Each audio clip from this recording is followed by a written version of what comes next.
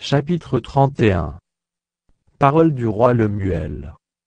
Sentences par lesquelles sa mère l'instruisit.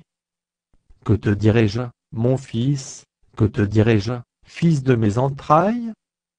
Que te dirai-je, mon fils, objet de mes vœux?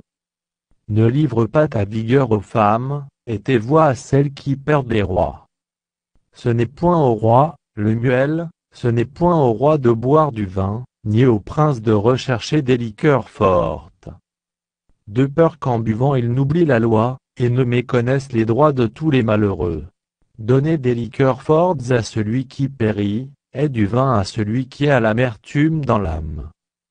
Qu'il boive et oublie sa pauvreté, et qu'il ne se souvienne plus de ses peines. Ouvre ta bouche pour le muet, pour la cause de tous les délaissés. Ouvre ta bouche, juge avec justice, et défends le malheureux et l'indigent. Qui peut trouver une femme vertueuse? Elle a bien plus de valeur que les perles. Le cœur de son mari a confiance en elle, et les produits ne lui feront pas défaut. Elle lui fait du bien, et non du mal, tous les jours de sa vie. Elle se procure de la laine et du lin, et travaille d'une main joyeuse.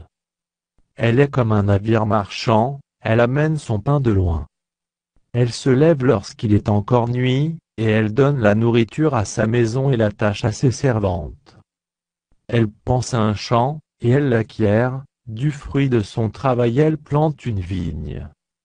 Elle ceint de force ses reins, et elle affermit ses bras. Elle sent que ce qu'elle gagne est bon. Sa lampe ne s'éteint point pendant la nuit. Elle met la main à la quenouille, et ses doigts tiennent le fuseau.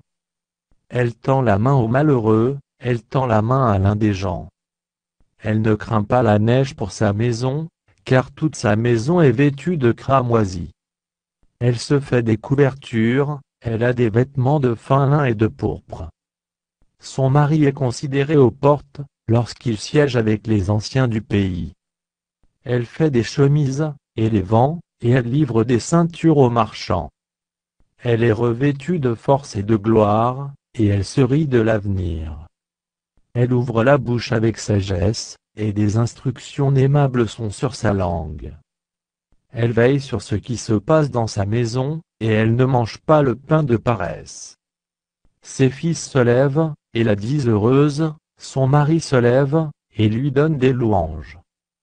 Plusieurs filles ont une conduite vertueuse, mais toi, tu les surpasses toutes.